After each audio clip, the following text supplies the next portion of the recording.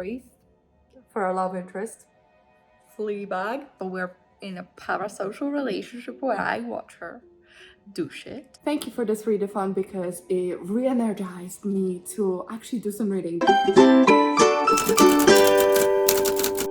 Hello fellow book nerds! Welcome to my Gothtober vlog.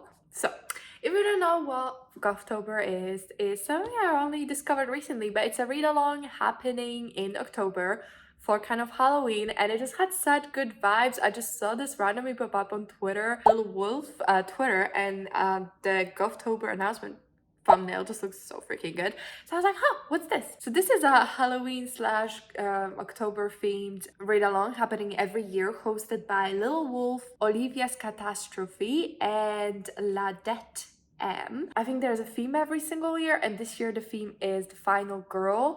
So I thought that was really fun. I probably won't be doing this for all of October. I definitely want to carve out like 2 weeks, carve out like 2 weeks at least in October to do this. So I'm just gonna, choose my TBR, see how many books I can get through. I mean, honestly, like, I'm not having the highest of hopes because I've been busy, but I thought it'd be fun. Hopefully we can do some Halloween themed activities while we're at it, cook some cookies, bake some cookies, maybe watch a horror movie, although I hate horror because I'm so scared. But maybe we can finally watch like Scream or something, because that's like a Final Girl movie. I went for a whole Final Girl phase last year for Halloween, and I did a whole video about how Final Girls are back, and I read like a whole bunch of books for that. So that was really fun. And what really amazed me about this readathon is that there's a game that helps you choose your TBR. I mean, I think that's just the kind of industrialness and initiative I could never come up with, so like kudos. I know someone's brother did this. I thought that was just so cool. So we're gonna do the quiz together right now, and I'm gonna decide what I want to read, and I'll read it in this video. It's a very complicated concept, so I'm sure you're struggling just as much as I am talking about it. But we're gonna have so much fun. I am very excited, and I think there's gonna be lots of activities that we can do that are like really fun. And I don't know what books I'm gonna get. Like, I have some idea of what I would maybe like to read, but also almost none. Like, I'll read whatever. Like, I really like horror books, I really like thriller books, I really like slasher books, whereas I can't really handle it in movies, so I think this is perfect. But yeah, let's do the game. I'm really curious. I have no clue. I've not run this game, so this is first time, and I'm very excited. Right, let's do this. Hopefully my computer won't die because it only has like 15%. Oh, welcome. Oh, that's fun. Ooh, start, yes. Oh my god, my head, I can't wait. Where am I? Ooh, summer camp, derelict warehouse, Gothic mansion, 100%, let's do. Aglionby Manor, right, a large Gothic house. I came with. It's always interrupting. What? I feel so awkward, be quick. Aglionby Manor, right, a large Gothic house. I came with my friends, my family, my partner. Go with friends. They're hosting a charity banquet. It's why I'm wearing formal wear. I'm here as a guest. Servant's uniform. I need money. Geez, which is why I feel totally underdressed. No, I'm wearing formal wear. I'm going all out. Let's do this. Oh my god, what was that? Nothing. Definitely something. I don't know. Anyway. Okay, I clicked that by mistake. Wait, is that a voice? They're coming from the walls. It's probably my friends. It sounds like a ghost. I'm a realist. I'd be like, it's probably my friends, but I know it's not. I hate this. I'm going to find somewhere I feel safe. I'm going back to the library, dining room, gardens. Library. What the fuck would you go to gardens to get stabbed? Library has answers. It has books. And maybe I'll pick up a weapon whilst I'm at it. I've always been handy with a fireplace, poker, tome, candelabra. I mean, gotta be practical. Let's go with poker, man. Woo. But I'm a Gothtober Final Girl. I will survive. And it'll be because I killed everyone else. I've had training. I'll get a great team together. I killed everyone else. Okay, these are my prompts. Okay, read a gothic mood read book. You and me, girls, you and me. Read a book with backstabbing or betrayal as a key theme. Read a beautiful book. Read a book by an BIPOC author. Read an LGBTQ book. Read a book with disability rep. Read a book. Read a book a friend recommended to you. Read a book with a murder mystery. Read a book with fire language in the title or fire on the cover. Read a book with a plot twist. How do you know a book has a plot twist? I guess if you choose a thriller, the book will have a plot twist. All right, this is good. We can work with this. All right, I'm gonna have a brainstorm, come back with you with some books I'm gonna be reading, and we're gonna kick this off. I'm so excited. It is such a beautiful weather. It does not feel like October at all. Like, how gorgeous. Okay, let's kick off this vlog in proper style. Okay, so reading list is kind of finalized. I'm happy with it, and we'll hopefully read 4 books by the end of this vlog. So let's do this. So the first book I'm gonna be reading is The Hacienda by Isabel Canas. So this one was #1 in most popular horror books in 2022 according to a Goodreads list, and it's been on my radar forever. And I decided that it fit the read a gothic mood read book. And I know it's not really mood read because I'm planning it out, but like I've been in the mood to read it forever and I didn't have time, so like I'm doing it now. And also read a beautiful book. I think it's a really pretty cover and I'm very excited about this one. And that's a gothic thriller, so very fun. Then we're gonna read Daisy Darker by Alice Feeney, which is the author's newest book, and it's an adult thriller, and it's read a book with a backstabbing or betrayal as a key theme. So the whole book is about like a family that gets together for a reunion and people start dying, and if your family killing you off isn't a betrayal, I don't know what it is. And another prompt it fits is read a book with murder mystery. Then we're gonna read The Taking of Jake Livingstone by Ryan Douglas. So that's a read a book by a BIPOC author, and read an LGBTQ book. So that's one is about a gay boy who sees ghosts, as far as I know.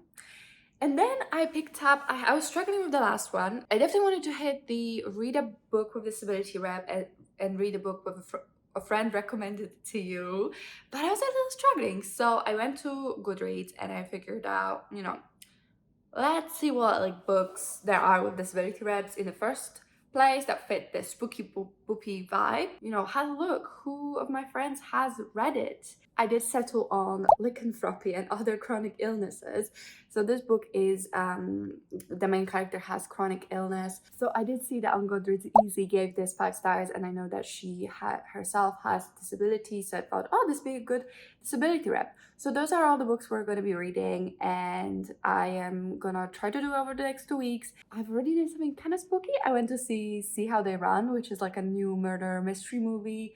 It was really fun. I had a good time. I don't know, I feel like murder mystery, you know, it's just like a light, fun murder mystery, whodunit, and I feel like that's really spooky vibes. And actually, we can already talk about book #1. So I have started Lycanthropy and Other Chronic Illnesses. I actually got an arc of this book way back before it came out, never read it. And then this came up, so I was like, oh, perfect, I already have the book. Then I realized that it's on script, so I thought, oh, let me pick up the audiobook so that I can read something physically as well as reading this book on audiobook. And you know, I'm 10% in and I'm having a lot of fun. The book is about a girl called Priya. She was a medicine student, doing really well at Stanford, like, you know, her whole life ahead of her, and then she caught Lyme disease and now is chronically ill and is kind of struggling with being back home with her parents and not being able to be as physically active or as independent as before, and kind of coming to grips with that challenges of that. And she's on an online board. I think she's got this friend she made through Tumblr. I'm assuming the friend is a werewolf because it's called lycanthropy or lycanthropy and other chronic illnesses. So far it's quite fun. It's an audiobook was definitely the wrong choice for this book because there's so much time spent on like online board. So all I'm hearing is like username, search this on dot dot dot or like www. It's just like doesn't really work as an audiobook. But something else that kind of bothered me was I didn't realize that this book had an Indian Tamil main character. I was like, oh, so cool. Like the author's name must just sound very white British or something, or white American or whatever. But they must be a white person of color or, be very closely connected to the culture, which is super cool. Very happy. But I Googled the author and she's definitely a white lady. And as far as I know, because I read some articles online, I read a review online, she is not Tamil, nor is she Indian, nor does she have a Tamil Indian family or anything like that. And she just consulted her Indian American friend to write this. And I'm very confused why that decision was made. Because if you have no connection to Indian Tamil culture, why insert yourself? I don't understand.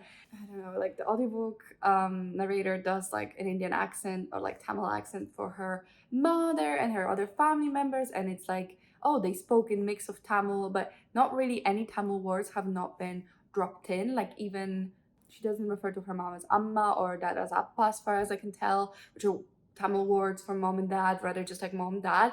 So it's like all this cultural impact that her being Tamil that it would have had has been stripped away.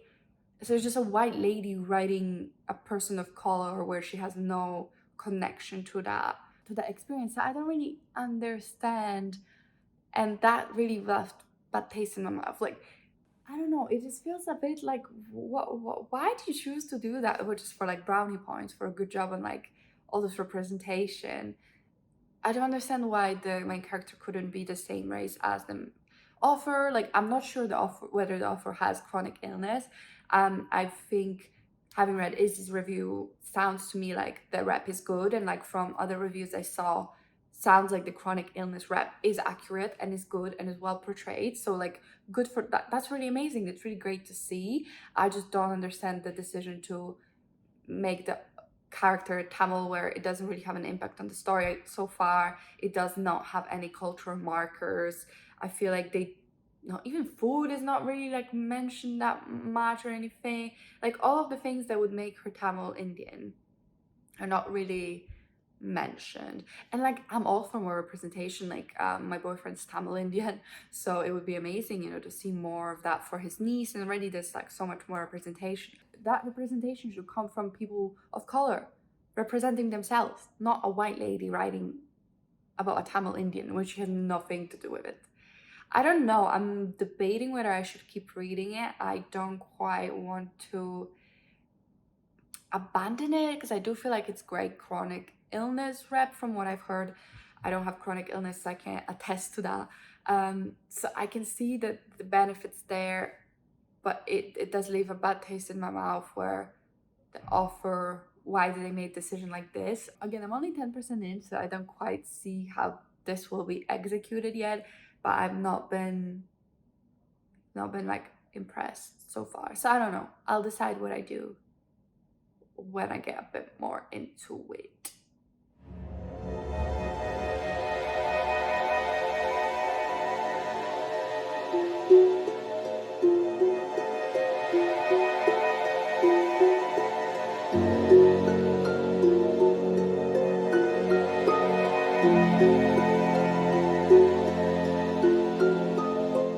In other happier news, I have started the Hacienda as well. I think I'm about 10% in as well. So in Hacienda, the Hacienda, this is a gothic, like Rebecca. I don't know if this is a retelling of Rebecca or just inspired by Rebecca, but it's giving me Rebecca vibes. So in this one, the main character is a young woman whose father was executed because he was like supporting the Mexican government. I don't quite yet understand it entirely. Like I'm sure we're gonna have a bit more fleshed out this conflict, but I don't know that much about it.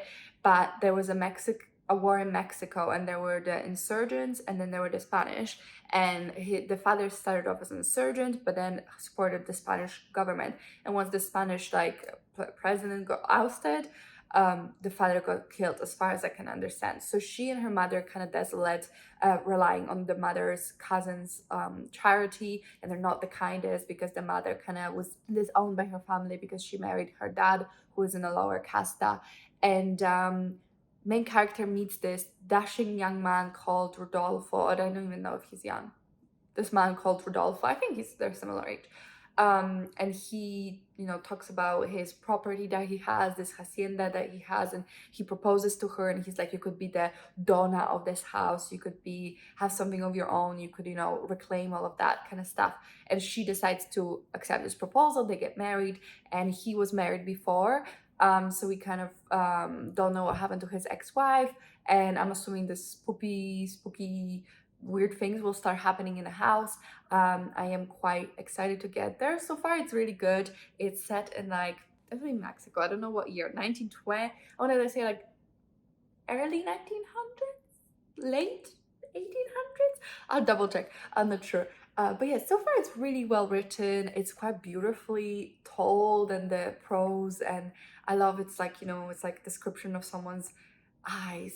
It's the stars that were floating and they were captured, and all that kind of stuff, or their lips and stuff like that. So far it's fun. I think the set, the actual love interest though, it's not the husband Rodolfo, but a priest called Andreas, I think his name is. Interesting. A priest for a love interest. Fleabag. But yeah, so far it's quite fun. I am excited to keep reading. It feels like a Sunday, but it's actually Saturday, so tomorrow can be spent reading and getting into that book, and I'm gonna update you every step of the way, and maybe we can do something fun, like make cookies or something. Oh my god, they just held hands. Yes, it was because they were scared of the ghost, but still, oh my god.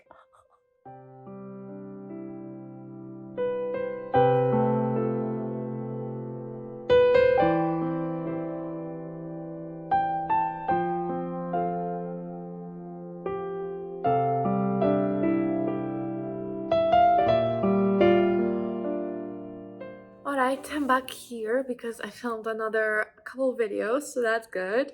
I have some amazing news. I am so into the Hacienda.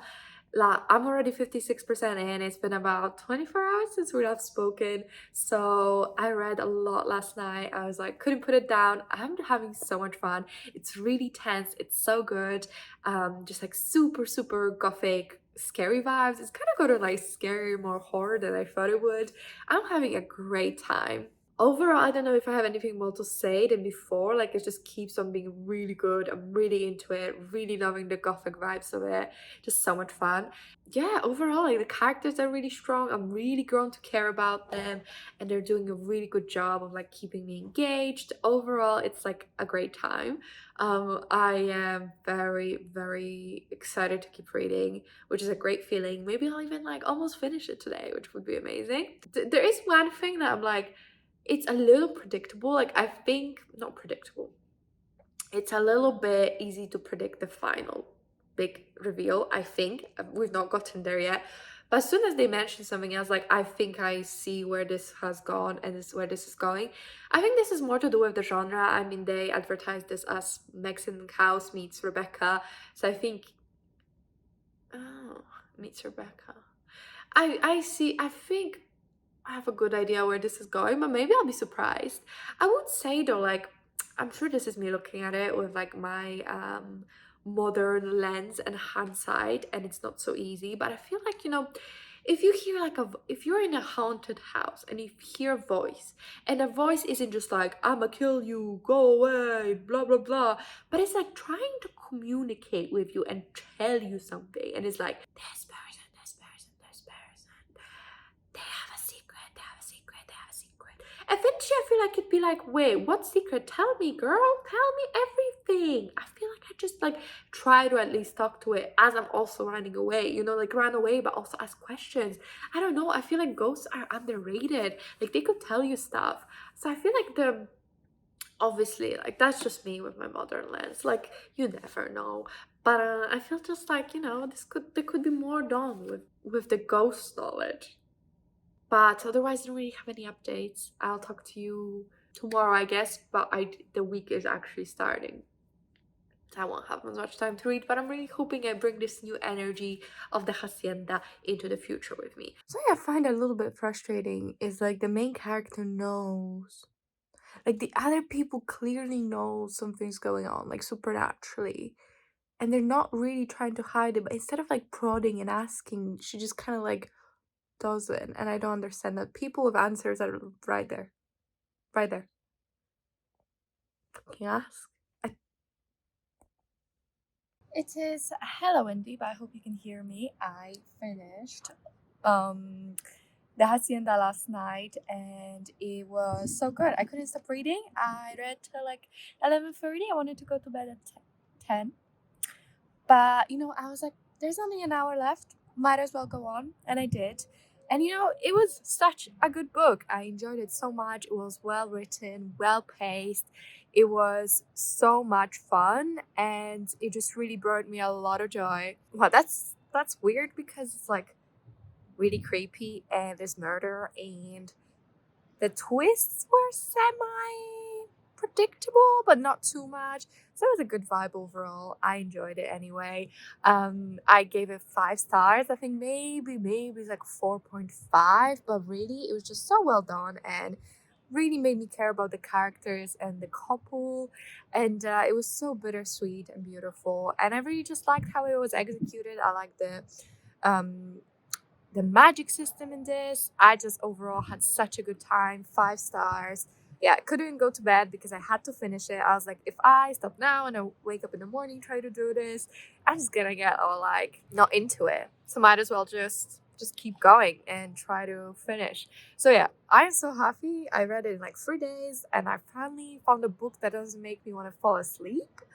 So overall, great success. I do have a joke to make. If you ever watch Fleabag and this scene in Fleabag in particular. You okay, father? Oh, fuck you calling me father like it doesn't turn you on just to say it. Yeah, that's basically the book. This book, that's how I'd recommend it with this clip. And I'm sure you're gonna see a YouTube short about that. That's book 1 done. Success. We're only like a couple days in anyway. So I would consider this a major success, 5 stars. And on to other stuff. Also, how is October? I'm outside in the sun and I'm kind of warm. Spooky season? England said no. Hello, it's been 2 days. 2 very, very busy days. And today has been trying, which means that I didn't really have time to update you, but I have been reading. The commute to work truly is pulling through, and also some evening reading because I started the second book of the readathon, Daisy Darker by Elise Feeney. And I'm already like 46% in, which pretty good considering it's been 2 days, 2 busy days, and I'm really liking it. I didn't want to like stop reading to like update you and stuff. I just wanted to keep going. So that was really, really good to see. But Daisy Darker, what is it about? Daisy Darker is an adult thriller by the author of things like Rock, Paper, Scissors. But essentially in this one we follow a woman called Daisy Darker, and she is the youngest child out of 3 sisters, and she and her family are on tumultuous terms. So she has this grandma that she really loves, Nana, and she's got this place called Sea Glass, and her Nana actually is a very famous author. So she wrote books for children, and one of the most famous books was called Daisy Darker. So it's like the name was borrowed from the main character. She's got mom, dad, 2 sisters, and the whole family. All of those people get invited to Nana's house called Sea Glass. It's like somewhere in Coventry or something. I don't know, somewhere in the UK coastline, and it's this really like rural, beautiful house that's kind of falling apart because it's so old. Once the tide comes in, it gets kind of cut off from the rest of the from the rest of the world, and you can only go in when the tide is out. So Nana invites the whole family for her 80th birthday and for dinner and to read her will, and she dies. So they find her dead body in the middle of the night. The tide is in, so no one can leave, and it's kind of a whodunit, I guess. So far, people keep dropping off like flies. I think what makes it more interesting is like the fact that it's a family. So you're kind of like, surely it's none of them, because this is literal family members, which makes it feel a little bit like more outrageous and like, wow, these are bad people, because we're literally following a family being killed off one by one, and the only people there are the family. I mean, unless they're gonna be like, there was this secret person this whole time, but that would be incredibly lame, and I really hope they don't do that. So far, I'm really enjoying it. It's a little overwritten. Well, overwritten. Normally, I really love purple writing, really beautiful, like embellished writing, but it just feels like a little out of place because this is just like a thriller, like a modern thriller. But at the same time, now that I've got to know the characters, like it's from Daisy's perspective, so it's first person perspective.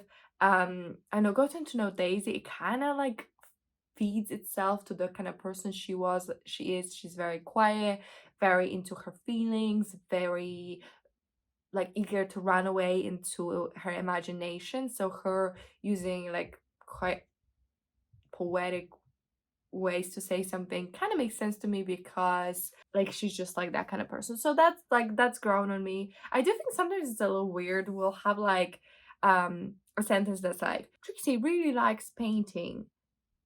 My niece is the kind of person to like it. It's just like, Tracy is the niece. We don't need to like keep like extending the sentences with these unnecessary add-ons, I feel.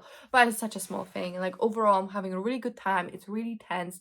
It's really, really creepy and well written, and the tension is doing really well. I do care about these people, even though I feel like when we started off, I thought they were all terrible, and they're all pretty kind of terrible anyway, but I have grown to like some of them. So I think it's funny because normally you like start a book and you're like, oh, these are nice people, and then you find out throughout the thriller that actually they're garbage people and all of them probably deserve to die. But these people seemed really terrible in the first, and now we're kind of like warming up to them, which is really nice to see. But yeah, I'm just gonna keep reading. I'm very excited to get further into the book. I'm just so happy. I'm so in the mood for reading. I'm really enjoying everything I'm reading. Like this vlog is doing what I wanted it to do, which is give me joy of reading. So I'm just very, very happy about that. But tonight it's 7:30. I am eating my dinner. My pizza's in the oven. I am gonna put a face mask on, light some candles that have very whimsical smells. Maybe go for the pumpkin spice witch or something like that, and relax. This evening is about relaxing. I need to relax. I'm gonna get wrinkles soon. So we're just gonna read and relax, and it's gonna be wonderful.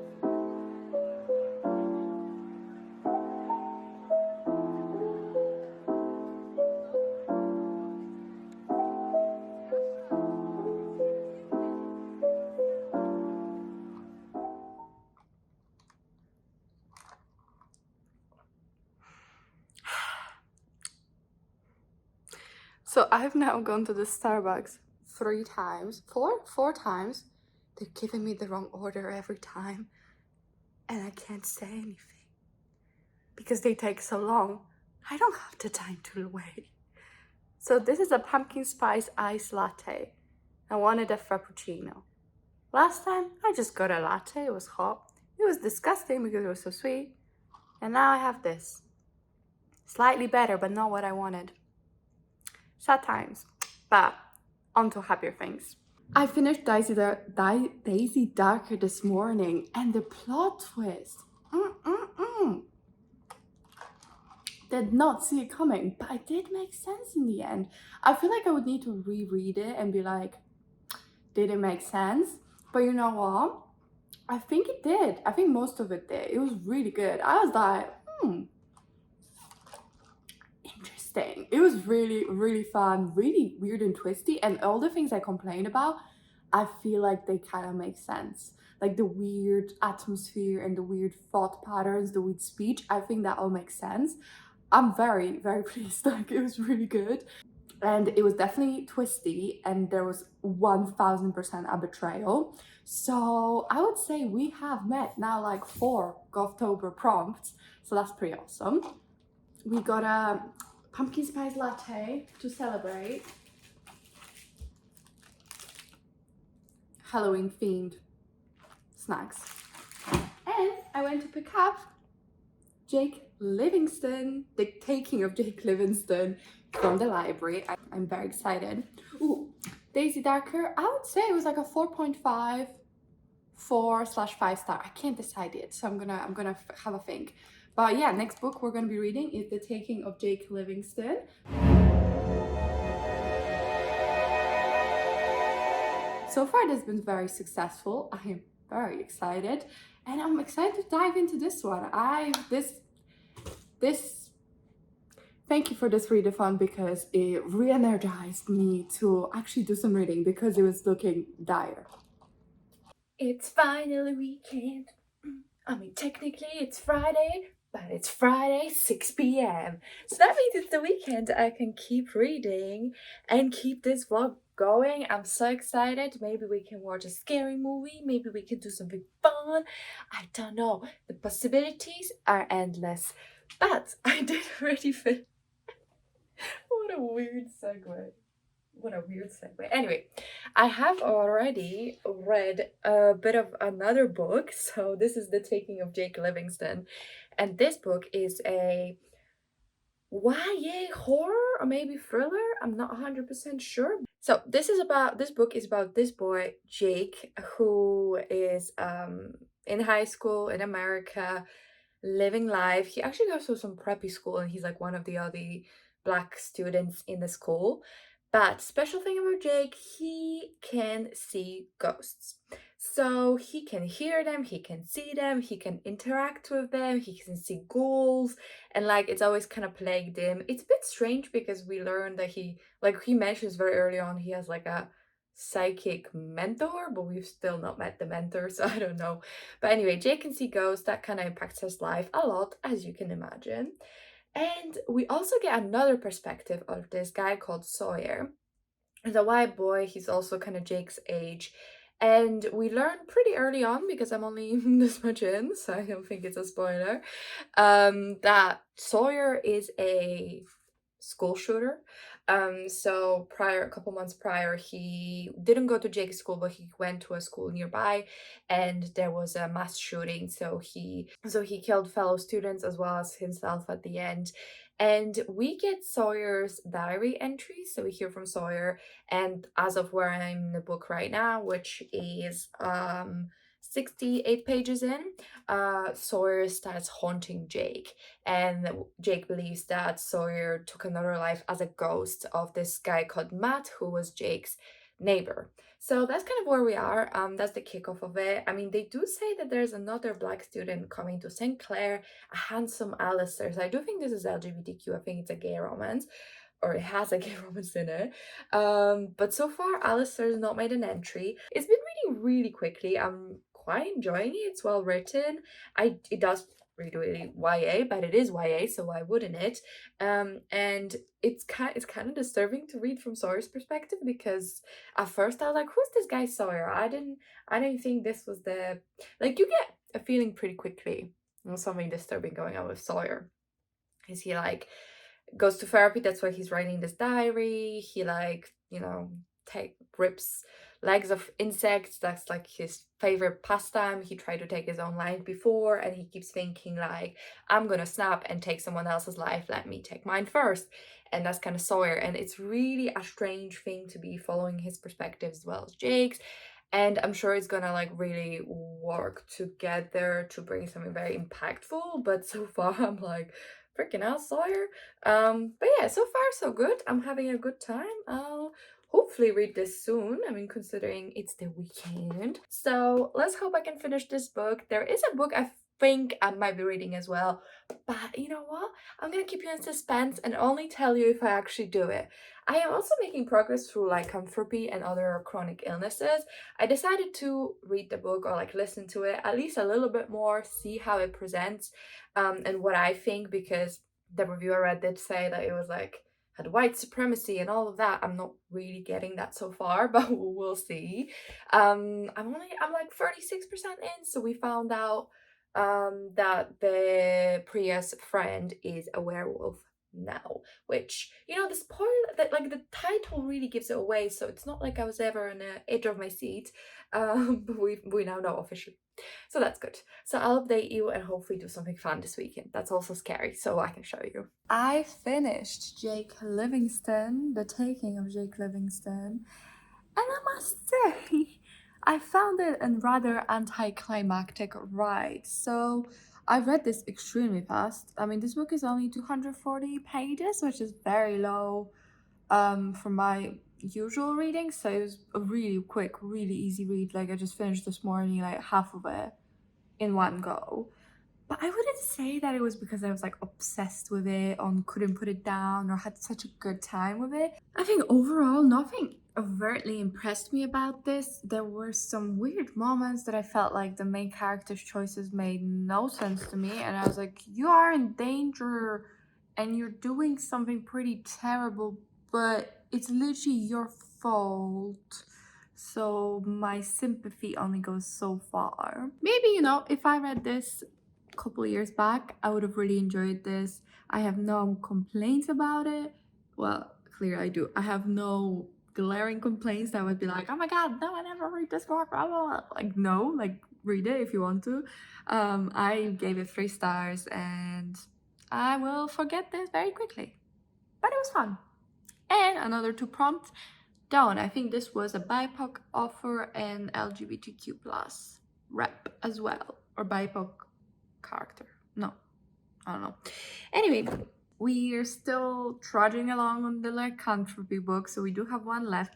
But I thought, you know, I flew through these books, and that's like such a treat because it's been tough going for a while now in terms of my reading. I think for like 2-3 months I've barely been reading, not been in the mood, been reading very slowly, and I'm just flying through these books. So I thought, let's have a bonus book.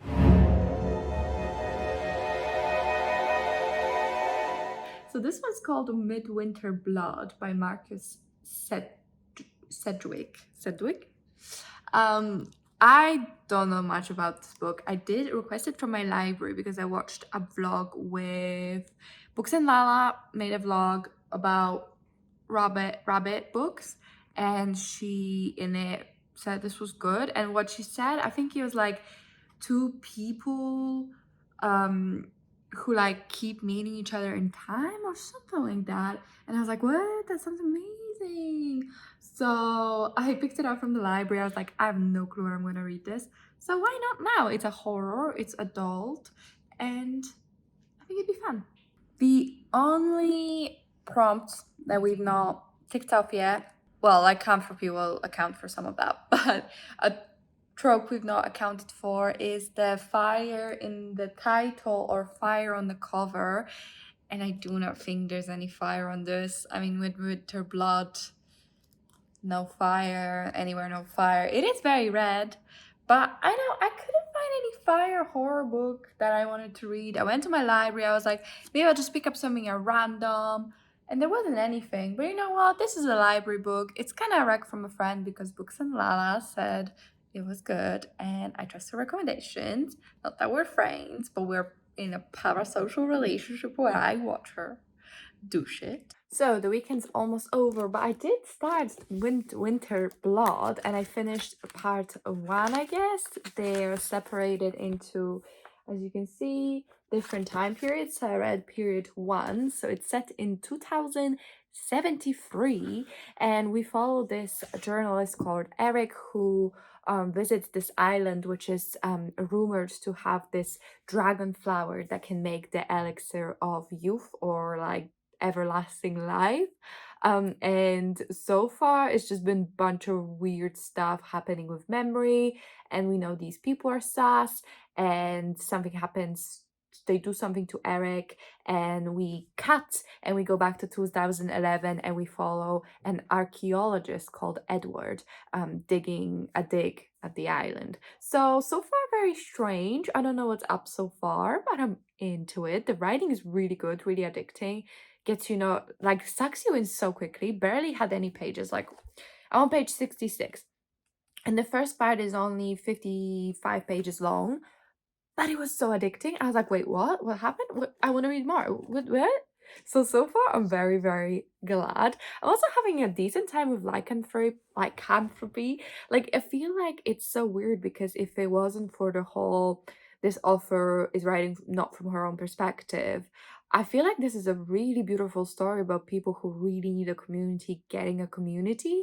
So I'm very curious, you know, to continue, see how it does. I think I'll either settle no writing, no rating, or I think if it's truly badly done, I'm gonna give a bad rating. But I I wouldn't feel right giving it like 4 or 5 stars. Not that it is a 4 or 5 star read. So far it's like a 3-star read anyway. But I wouldn't feel good giving it such a high rating when I fundamentally disagree with the author's approach to who the author chose as the main character, because it feels like, let me choose a character of color for brownie points and not incorporate their culture like at all, except for the mom being slightly maybe overprotective. But is she? I don't think she is. The daughter has lupus and can barely move, so pretty validated freakouts, I think. But anyway, I'll update you when I read a bit more, but so far having a good time with both.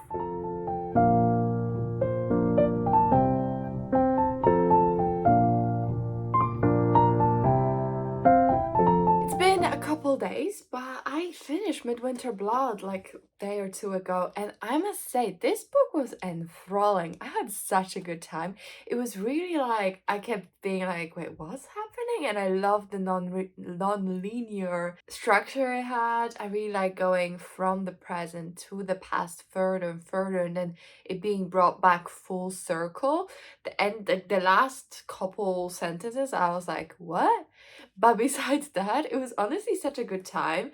I would highly recommend this. I found it so interesting. Each chapter was like a little short story almost, but it all came together as well.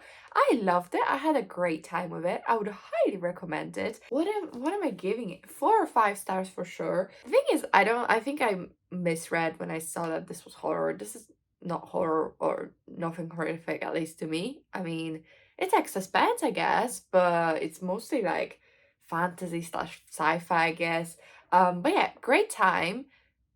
It did not really fit any of the prompts unless you count the friend prompt, because I did read this because of Books and Lala's recommendation, and I think it was bang on. Really loved it.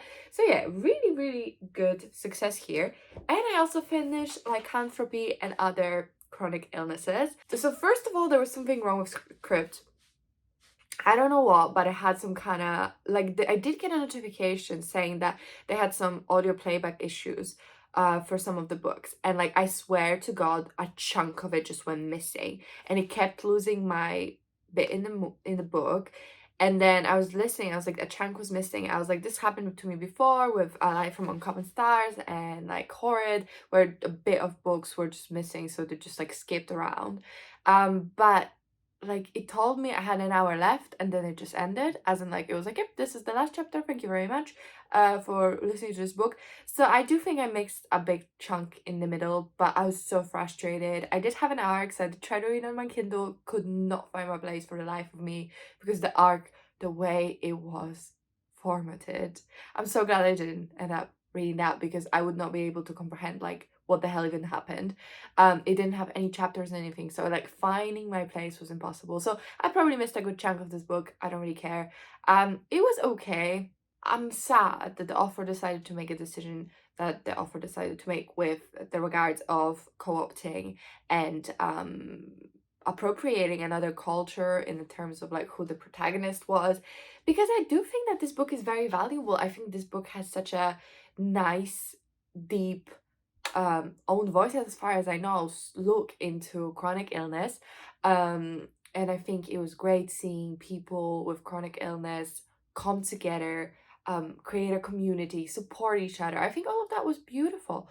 But the fact that the book decided to take up space of marginalized voices of a Tamil Indian story when that was not the author's identity herself. I just find it in poor taste. I think the excuse of my Indian roommate read this book is not good enough. I did read some other reviews on Goodreads and it was like, okay, is your Indian roommate Tamil with this specific chronic illness? Like, it's not good enough, and I agree. And I wanted to give it no rating, but I decided I'm gonna leave it like 1 or 2 stars on Goodreads to kind of signal my opinion, because I think that's maybe more productive, and putting in the comment or the review maybe why I gave it that rating will be more productive than not putting any rating, because that's kind of not affecting it in any way. So I decided to do that.